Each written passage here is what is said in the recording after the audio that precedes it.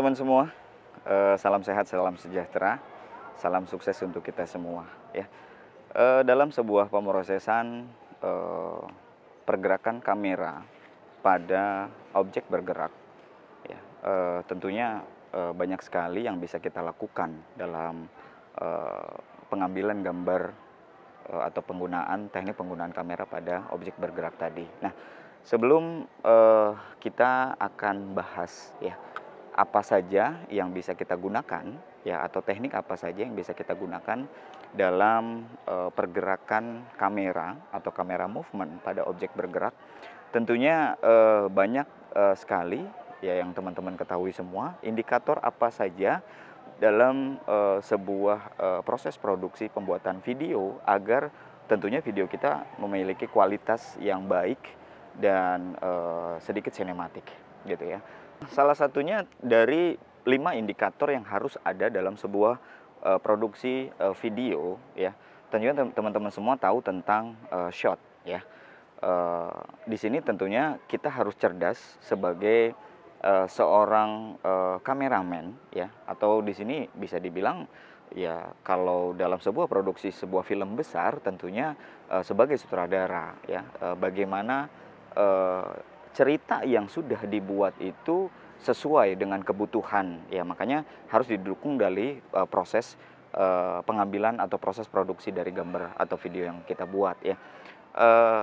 Ada 5 indikator penting yang teman-teman tentunya sudah ketahui ya. Salah satunya adalah shot. Kemudian yang kedua adalah angle ya. Kemudian yang ketiga adalah frame. Keempat ada komposisi, dan kelima adalah teknik pergerakan kamera atau kamera movement. Oke ya, teman-teman semua mengenal tentunya tentang shot ya. Dimana di sini kita harus cerdas mengatur posisi kamera dengan subjek ya. Shot yang pertama, teman-teman mengenal tentang medium shot ya, jarak yang tidak terlalu dekat dan juga tidak terlalu jauh. Kemudian ada extreme long shot ya. Kemudian juga kita kenal pada umumnya adalah close up ya. Nah, close up juga mungkin bisa dibagi menjadi beberapa jenis atau beberapa bagian. Salah satunya medium close up, ada big close up, dan kemudian juga ada extreme close up. Nah, ini kalau dari jenis berapa jarak yang harus kita buat sebagai seorang kameramen profesional tentunya. Kemudian yang kedua adalah angle. Nah, saya yakin teman-teman semua mengenal tentang angle ya, dalam atau sudut pengambilan gambar bagi seorang fotografer profesional ya. Mulai dari high level angle ya. Jadi bagaimana sudut level ya, level ketinggian antara kamera dengan objek atau subjek yang diambil adalah levelnya seimbang. Ini kalau level eyes ya. Kemudian ada low level ya, low level angle. Ini tentunya ketinggian kamera dengan subjek yang diambil tentunya akan lebih rendah. Kemudian juga yang ketiga ada high angle ya, high angle. Nah, dikembangkan karena istilah dalam fotografi ini tentunya menjadi berkembang dan semakin berkembang. Jadi banyak sekali istilah-istilah ya teman-teman semua ya. Jadi kalau dari sudut standar tadi ya, sudut pengambilan gambar yang standar ya, mulai dari level eyes, kemudian low level, kemudian high level, ada yang istilahnya lebih kepada tingkat yang lebih ekstrim. Sudut pengambilan gambarnya salah satunya adalah frog eyes ya. Dari mana atau bagaimana sudut kamera betul-betul kita buat sudut serendah mungkin. Kemudian yang kedua ada eagle eyes ya, seperti dengan istilah atau namanya saja, eagle ya, adalah burung ya. Jadi kamera diambil atau sudut pengambilan gambar yang diambil betul-betul ekstrim dari sisi ketinggian dari subjek yang akan kita ambil ya. Itu kalau dari sisi indikator kedua. Oke, kemudian yang ketiga adalah frame. Ini yang tentunya sangat penting dalam sebuah produksi video yang teman-teman semua harus buat ya. Di mana kita harus bisa membuat subjek itu betul-betul ada dalam komposisi yang pas dalam sebuah layar atau frame yang sudah kita tentukan. Ya, tidak boleh terlalu over juga ya, mendekati sudut frame gitu ya. Tergantung kebutuhan dari tadi, apakah ide cerita dari film yang dibuat ya. Jadi memang di frame ini tidak ada barometer yang harus dikhususkan gitu ya. Nah, cuma saya memberikan sebuah tips ya. Dalam frame ya atau indikator frame ini tentunya ada ruang atau space ya yang teman-teman ketahui semua ya. Jadi kalau kita membuat ruang ya antara anggap di sini subjek atau objek dari yang kita ambil adalah seorang manusia ya. Jadi dari kepala manusia itu dengan batas frame ya, itu ada yang disebut dengan headroom ya. Jadi tidak terlalu over ya, dalam artiannya kepala seseorang akhirnya terpotong, itu yang disebut dengan over ya, over headroom ya.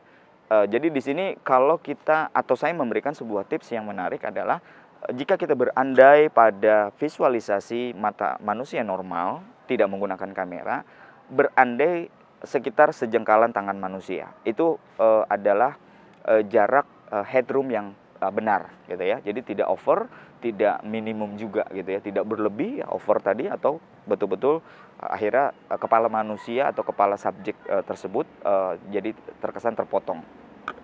Kemudian yang kedua, jika teman-teman semua mengambil objek dari sisi samping atau dari sisi side, ini kalau bentuk pengambilan objeknya adalah close up ya, mungkin sekaligus nanti teman-teman bisa lihat ya, bisa lihat dalam teknik pengambilan gambar ini ya.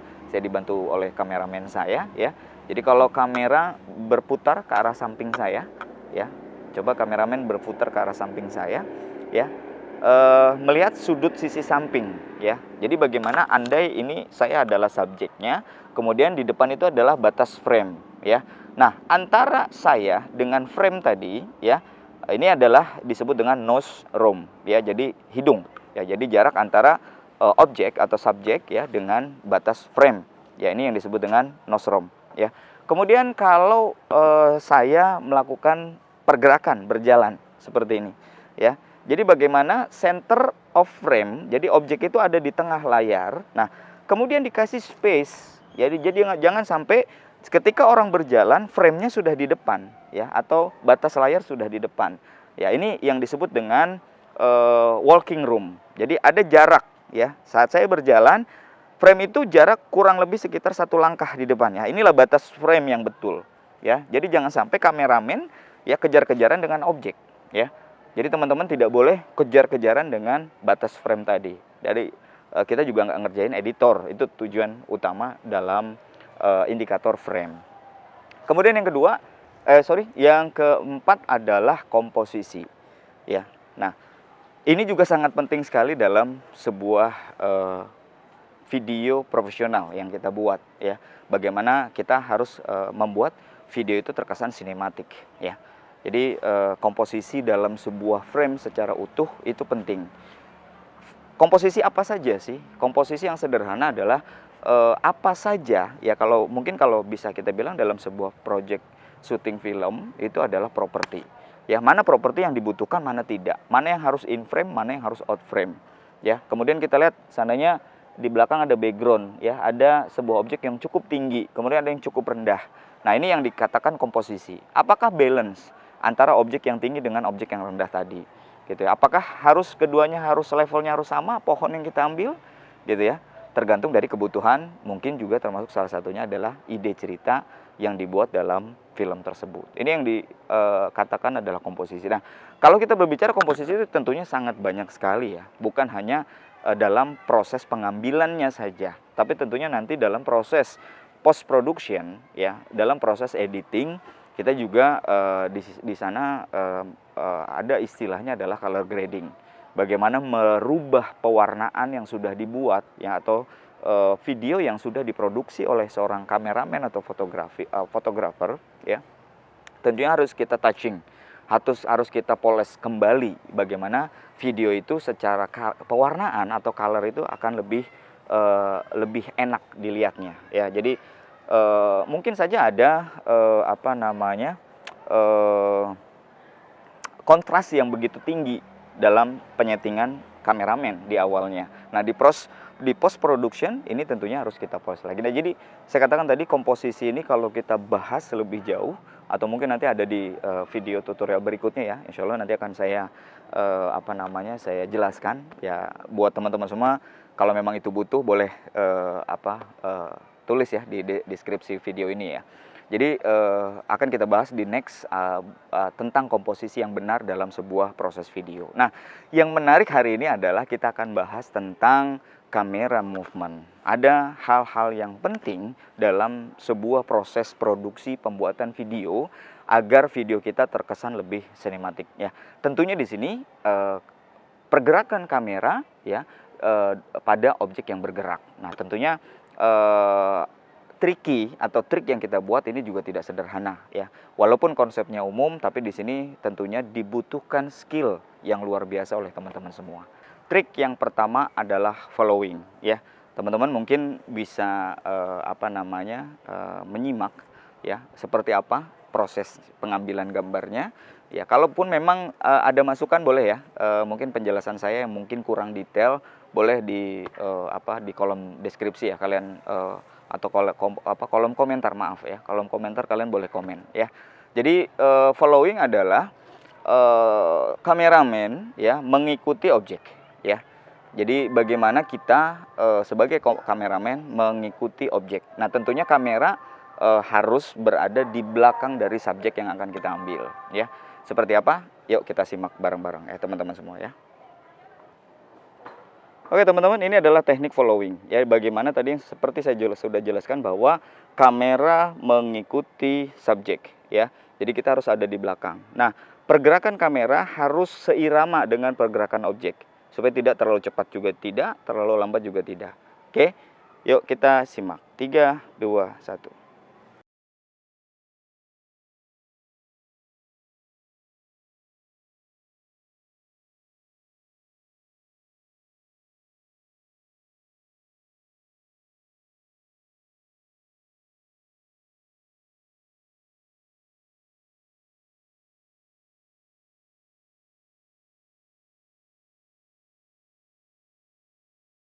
Yang kedua adalah there is a follow ya. Bagaimana kameramen ya bergerak mundur ya mengikuti objek atau subjek ya. Jadi kita ambil posisi dari kalau tadi blocking dari bagian belakang ya. Sekarang kita ambil dari posisi bagian depan. Jadi subjek berjalan maju, kita sebagai kameramen harus berjalan mundur. Ya seperti apa? Kita lihat.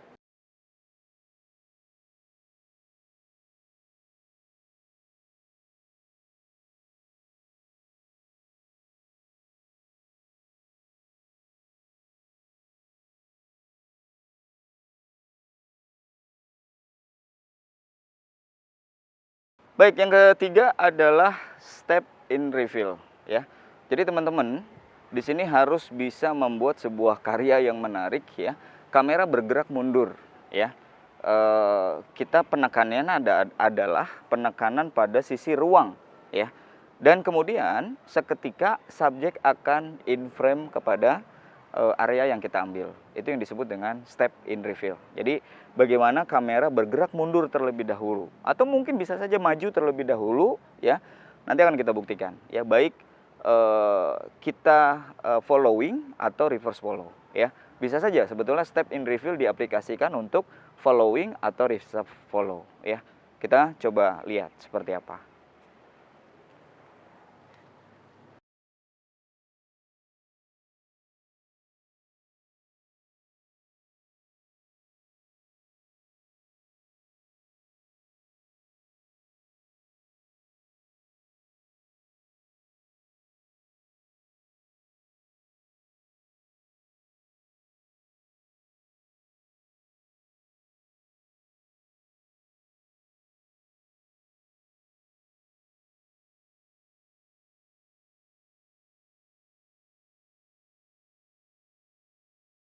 Kita ke tips yang keempat, yaitu adalah side attract. Jadi bagaimana teman-teman semua harus mengambil posisi kamera di sisi samping dari subjek yang akan kita ambil ya. Mau itu dari left side atau right side ya, jadi sisi kanan atau sisi kiri ya. Nah, ada tips yang menarik dari pengambilan gambar side attract ini. Yang pertama adalah teman-teman semua dilarang menggunakan pergerakan seperti kepiting atau bahasa istilah kerennya adalah don't be a crab ya. Jadi tidak berjalan seperti kepiting. Ya seperti apa? Kita simak sama-sama.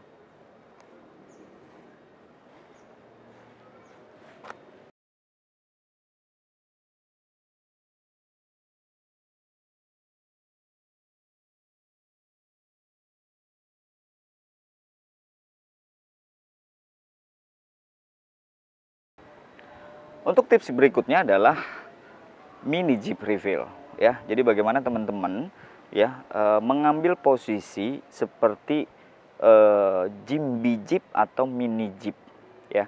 Nah, di sini bagaimana menggerakkan kamera dari posisi rendah ke tinggi ya. Tapi nanti akan ada perbedaannya dengan fake drone tentunya ya, atau sebaliknya dari posisi tinggi ke posisi rendah. Jadi bagaimana mengayunkan dengan sempurna ya kamera ya, menjauh atau bahkan mendekati dari subjek yang akan kita buat.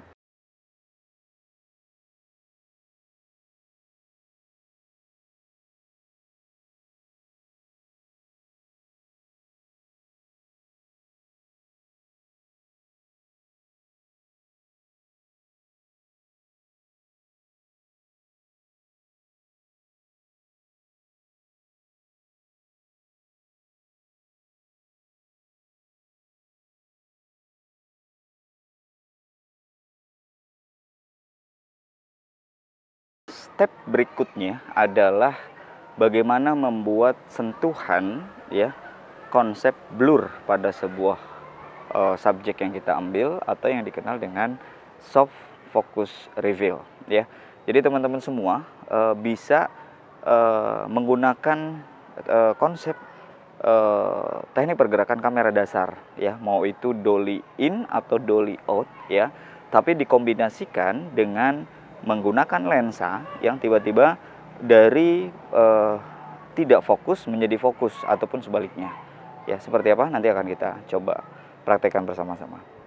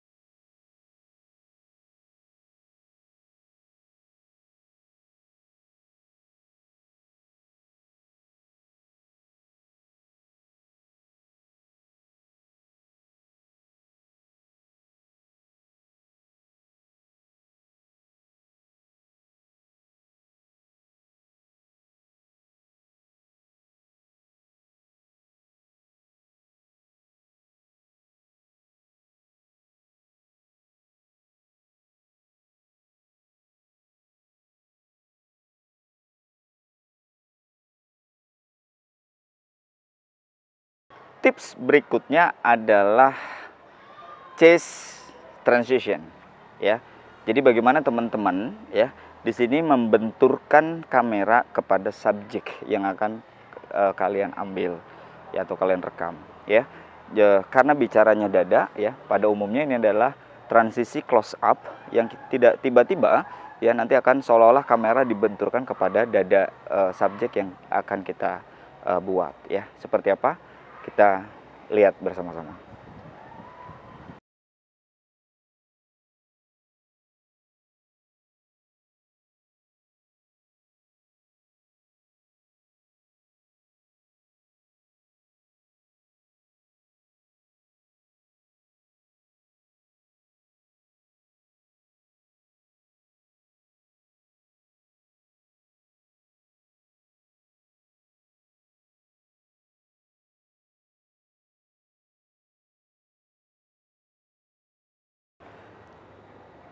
Tips dan trik berikutnya adalah wipe transition. Jadi bagaimana istilah wipe ini seperti gelombang ya. Jadi bagaimana membuat sebuah transisi yang menarik ya, yang sering sekali digunakan pada video sinematik atau pada kualitas film-film layar lebar ya. Jadi teman-teman bisa membuat seolah-olah perubahan ya, objek atau subjek yang kita ambil ya.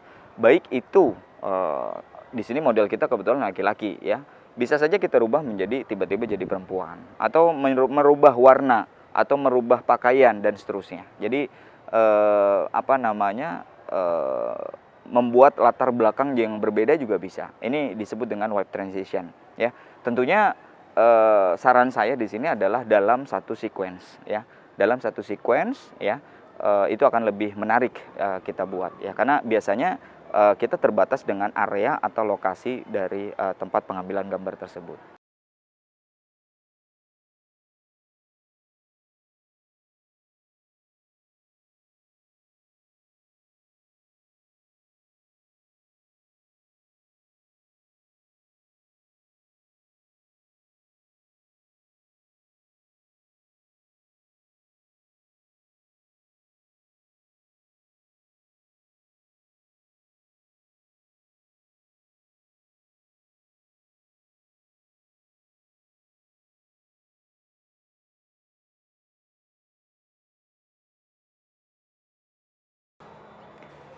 Step yang berikutnya adalah the orbit.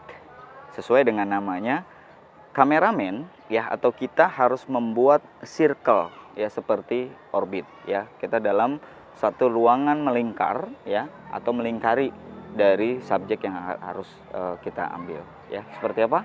Kita lihat bersama-sama.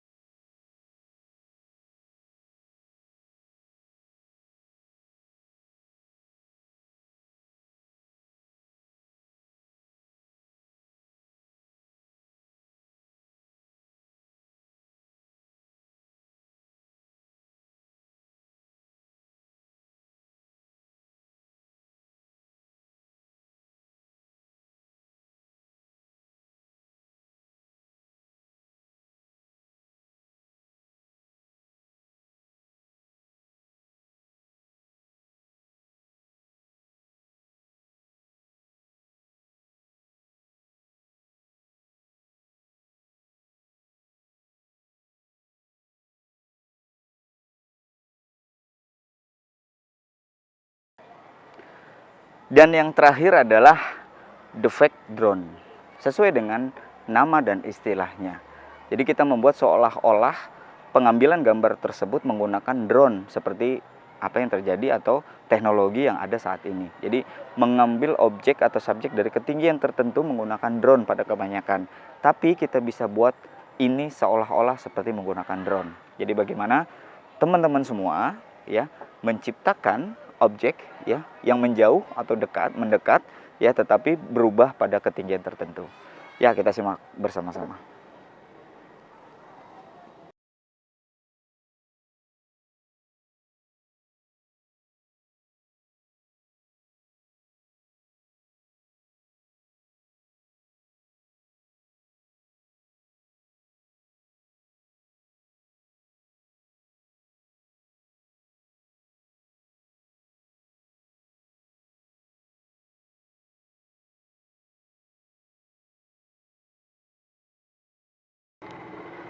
Baik, teman-teman semua, kiranya demikian tutorial kita pada hari ini ya.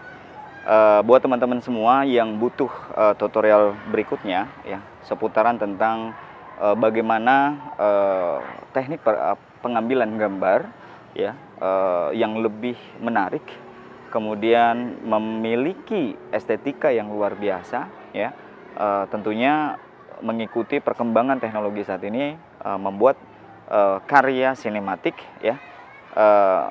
Saya butuh dukungan teman-teman semua ya. Silakan yang butuh tutorial apapun mengenai tentang fotografi ataupun videografi, boleh komen pada video kita pada hari ini ya. Terima kasih sudah menyaksikan dan mengikuti penjelasan kita terkait kamera movement pada hari ini. Sampai jumpa kembali di lain tips dan di lain trik ya, tetap pada pembelajaran, pengolahan audio dan video. Terima kasih dari saya. Assalamualaikum warahmatullahi wabarakatuh.